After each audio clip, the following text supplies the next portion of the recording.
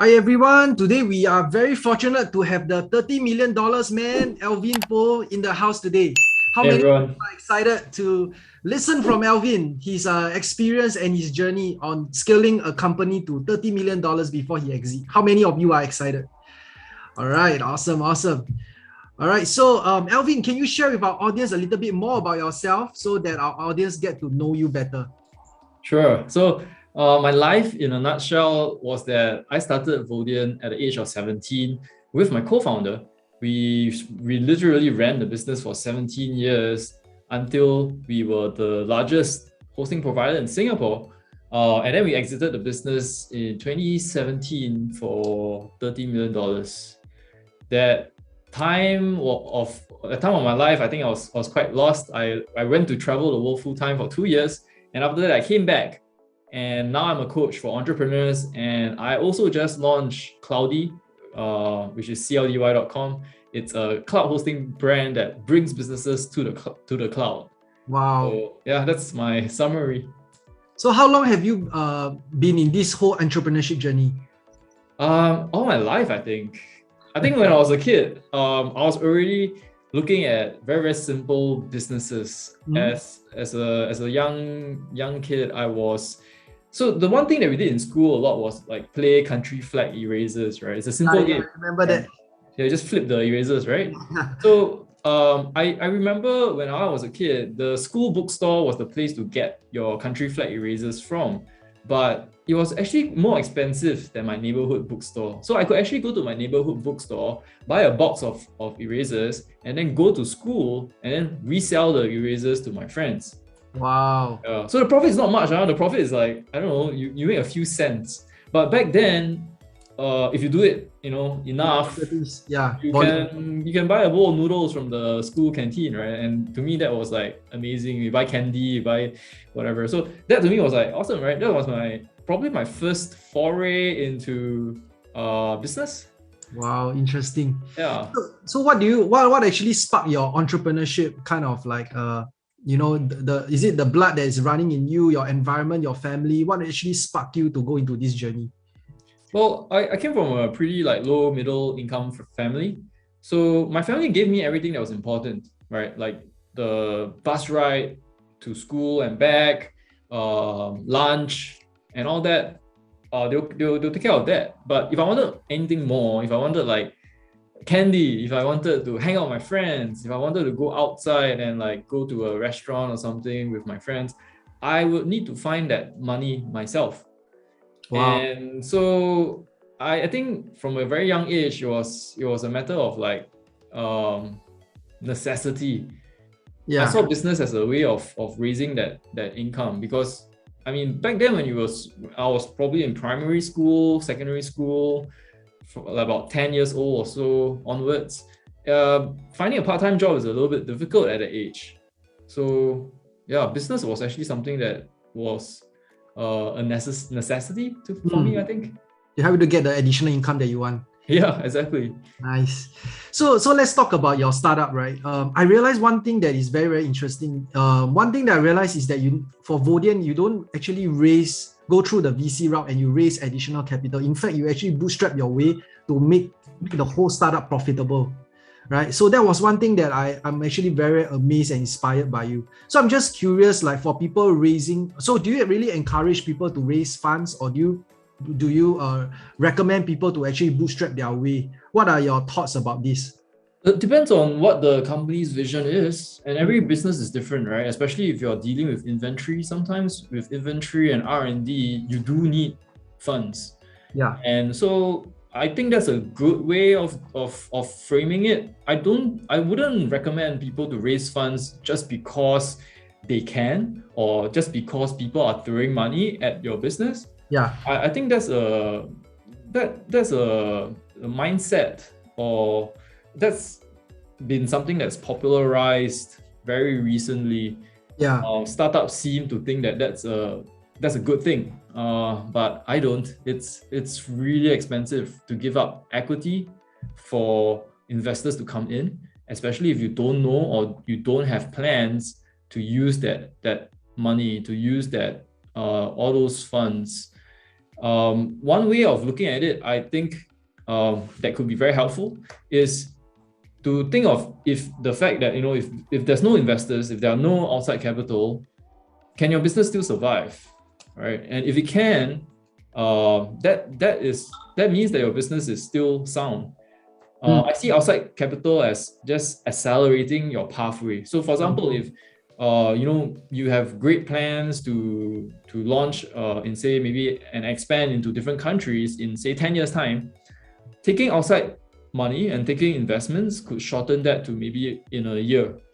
So from 10 years to 1 year, I think that's a good trade-off, and then you basically grow so much faster with outside capital. Then yeah, I think that's a great idea to take that capital. So I think the dangerous thing is if people don't have that plan, and if they don't raise money, they end up dying. The company closes and all that. So I think that's a not a very good position to be in. I see. So the way to be is always to make sure that your business is always profitable from day one before you think about how to actually leverage on outside capital. I think that will be a much safer way of doing things. Wow. So let's talk about the frameworks that you have about scaling, right? I think you shared a lot about that in your book. Can you share with our audience like the brief concept of like your framework so that our audience get to know more about you and your framework? Yeah, sure. So this framework is what I use to scale up my business. I call it the 5E scale engine because there are 5 different principles in this framework. And each principle starts with an E. The first is evolve. Evolve talks about the entrepreneur. I am of the belief that anything that we do comes from within first. Our mindsets, our thought processes all have to change and evolve. Who we are when we say before we started our business, who we are when we first start our business, and who we are when we are running like 6-figure businesses, 7-figure businesses, 8-figure businesses. All these people are going to be different versions of ourselves because the thought processes, the way we think, our mindsets all have to change. That was what I realized throughout my journey. And that's why the very first thing I work on for my clients is to understand what is their mindset. Are there limiting beliefs that they have? How better can we change the way they think about themselves, about their business, about any limiting beliefs that they have, right? So that they can become a better entrepreneur. So that's the first principle. And then the second principle that we have is envision. Then we move on to actually coming out with a roadmap. A lot of times we have grand visions in our heads, and it might be great if we are a one-man show, but that's not what we want. We want a business which includes a team that is in the organization. How do we get everybody working on the same page? How do we get everybody working together towards all those objectives that you have in your mind? And vision is the process where we break that down into something that's concrete, and I use a tool called the 4-stage future for this, so that we know exactly what we do today is going to contribute to whatever we're going to be, in like 5 or 7 years time or 10 years time. This vision of our business way out in the future. And then the third thing that we have is empower. So now we have, after evolve and envision, we now look at empower, which is all about the team. It could be contracted, salary, freelancers, whatever. People who are working for our organization, they are on your team, and we need to understand how to create a good working environment, a good company culture that binds and bonds everybody together so that you can get really, really high performance. Empower covers all of that. We also talk about how to hire A-star players, how to retain them, how to grow them. I think that's something that affects a lot of businesses. Definitely. And then the fourth principle is engage. So engage is then where we look at the customer. How do we actually create a customer journey that really makes sense for our business? I think one of the greatest fallacies that business owners tend to focus on is that sales and marketing is the most important aspect. And that's not true. My analogy for this is the analogy of a leaky bucket. Imagine a bucket being your business, right? And then water is the customers. What most businesses focus on is getting as much water as they can. But their business or their bucket is leaking. And so you might get a lot of water, but it's just going to flow right out. And that's what happens when you start focusing only on sales and marketing. So I get my clients to focus on having a bucket that's not leaking instead. Check the retention rate. Sorry? Check the retention rate and satisfaction rates. Yes, that's one very important aspect of it, but it's a 5-step process as well. How do you actually come up with a customer journey that makes sense for your customers? Yeah. So then the last principle that I have is the principle of execute. Execute is the last principle because it's like taking part in a race with Usain Bolt. You know, the world's fastest man, right? World fastest man. I can still beat him. He just has to run in the wrong direction. So wow, I like the analogy. Yeah. That's what happened though. That's what happens when like businesses focus on the wrong things. If they focus on the wrong things, and especially if they start optimizing for the wrong things, that's just like Usain Bolt, running in the wrong direction. So we don't want that to happen. We want to make sure that whatever we're doing, fundamentally is sound first, and that's why the 5 principles are in order and in sequence. And then finally, we can look at how we optimize, how we automate, how we simplify, how we delegate. All these things all come in at that point of time. So for a business owner point of view, how do I know when is a good time for me to scale up? I think all businesses need to start from that perspective though. It's not a point of time. But what normally happens in a business life cycle is that in the first few years, there are actually three main parts to a business life cycle. The first year or so is, again, depends on the business, but the first part of a business life cycle is the startup phase, where you just got started. You've got an idea, you've got a product and service, and you're just testing it out and seeing if there's real traction from the market. At this point of time, you're just trying to survive. So that's the startup phase. And then finally, you go to the growth phase. The growth phase is where most businesses end up in after like 2 or 3 years of their operations. They've already tried it out so that they get revenue. The idea kind of works. The business has products and services that customers are buying and consuming.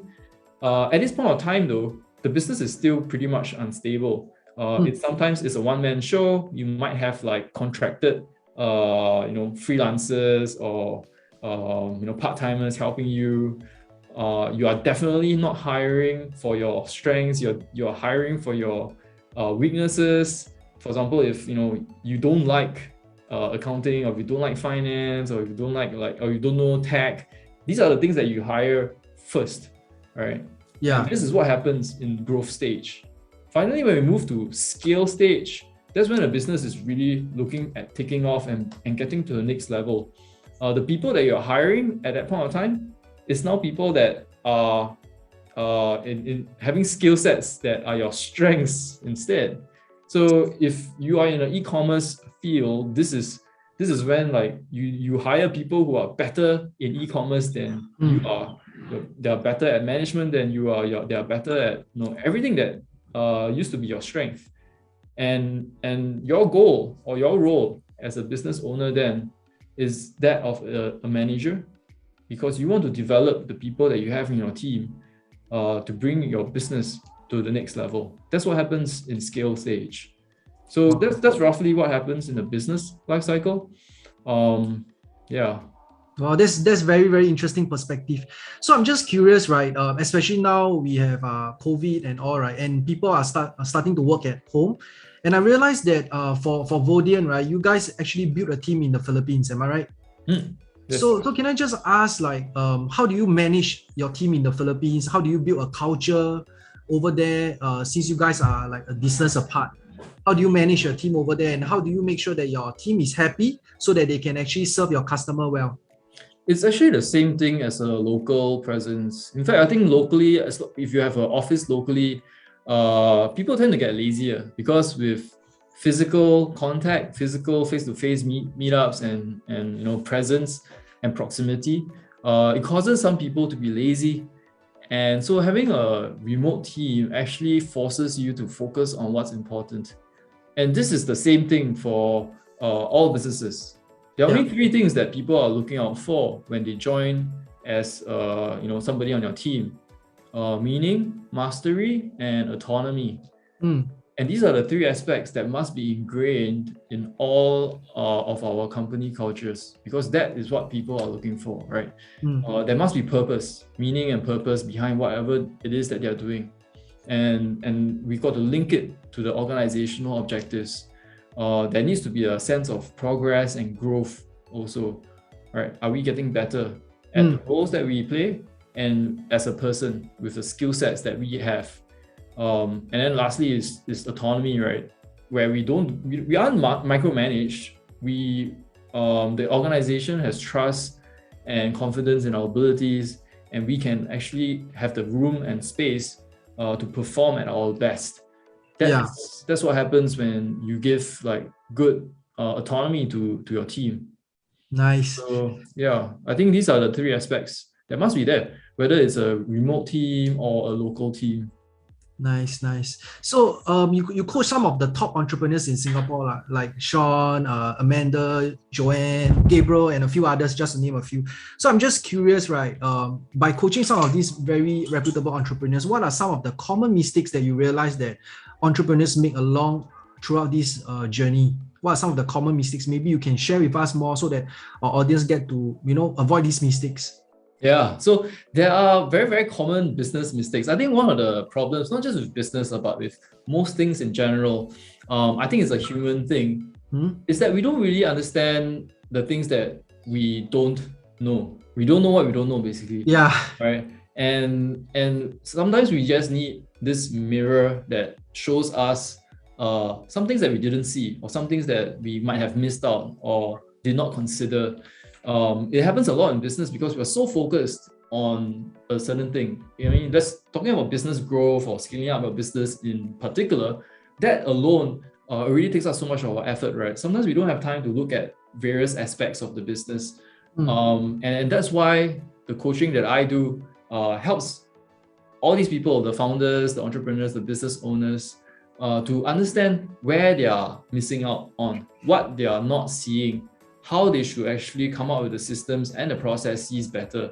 It could be systems for hiring, it could be systems for firing, it could be systems for marketing. All these things are now like systemized so that the business is, becomes like a well-oiled machine instead.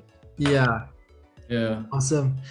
So can you also share with us like your experience of selling a business? Like can you share with us like the whole experience? What's the journey? How long it takes before you decided that you want to sell? Is the process an easy decision for you? Because I believe that it's your baby, right? Like you spend all your life building this from scratch. Was it an easy decision for you? Well, my co-founder and I ran the business for 17 years. And we were absolutely, clear that customer centricity was the most important thing to us. Customer is king.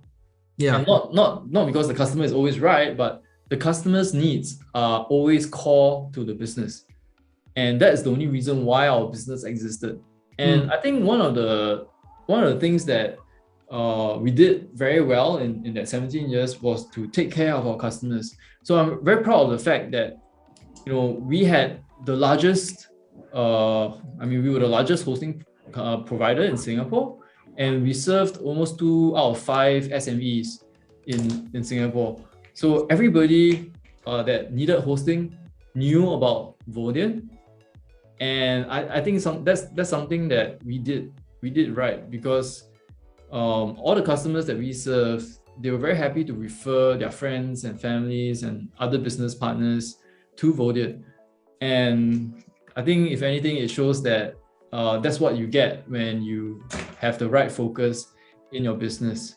So at the end of it, when it was like 2017, when we met our acquirer, I think that the business was ready to grow out of Singapore. It was ready to expand out of Singapore. And the company that acquired us is Dreamscape Networks, or Dreamscape Networks. And they had the same vision as well. They wanted to expand into Southeast Asia. So we wanted to see if that was something that was possible to do with them. And what we found was that our company cultures, our vision, our background, our history was very surprisingly similar. Wow. Yeah, so they were also founder-led at the start, and they grew from, again, nothing to the largest in Australia.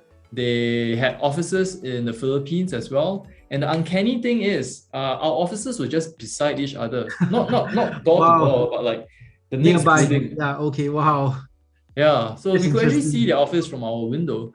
That was like so uncanny, right? And I thought that was I thought that was a great thing that we had all these similarities. Yeah.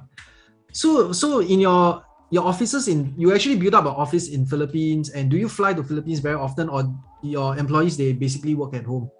No, we had an office there. So back then it was a big office, and the building was Keppel building. Like Keppel actually owned the building, and we rented a floor, not a floor, half a floor, and we had everybody there. So I would fly there regularly. The Singapore team will also fly there regularly. The managers would fly there as well. So that we will have like interaction and have meetings and all that. Do you set up a physical? Do you register a company over there, or do you just hire directly from Singapore? No, we had a company. Also, you register a company. Yes. Nice. Yes. Okay. So last question. I would like to ask you, if there's one advice that you would give to your younger self, what would that advice be? Wow. I have a tattoo about purpose. I think that's something that is very close to me. I realized that if at the age of 16, I didn't know what my purpose was, I didn't pursue my purpose, I wouldn't have met my business co-founder, and I wouldn't be the person I was today.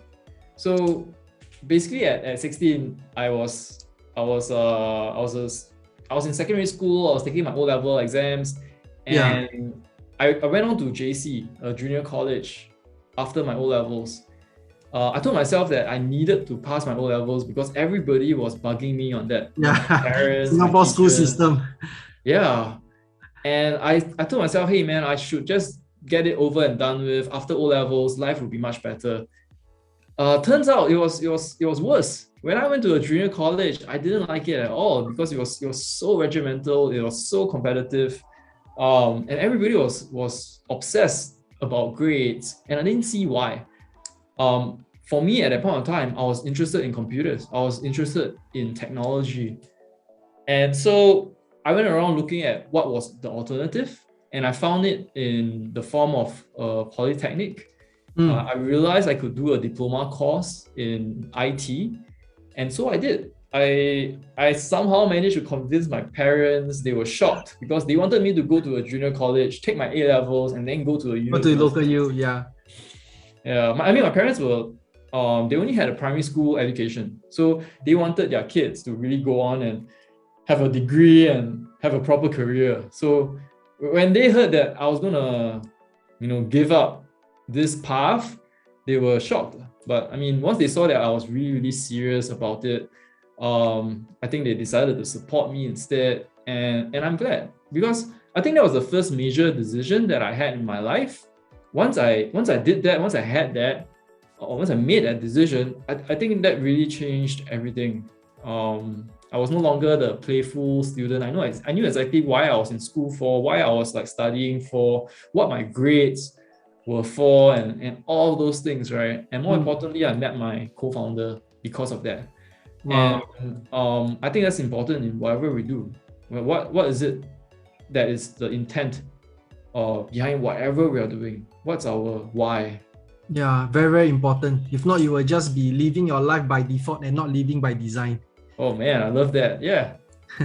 Yeah. Awesome. So I think that will be the one piece of advice that I'll give my younger self, to double down on what's important to me and to be clear on why I'm doing anything. Nice. Now, so for those of you that are interested in following Alvin, I'll be putting his link below. And for those of you that have not read his book, I encourage all of you to go and get his book. I actually finished his book within one day.